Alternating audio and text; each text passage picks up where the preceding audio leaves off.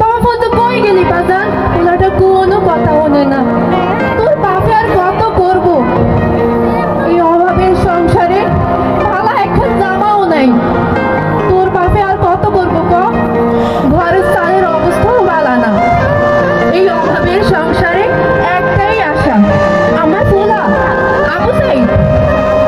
আমার ফুলা করছে শহরে মেলা বড় বাস দিতে বইরা মেলা বড় চাকরি জোগাড় করবো। তখন কি আমার এই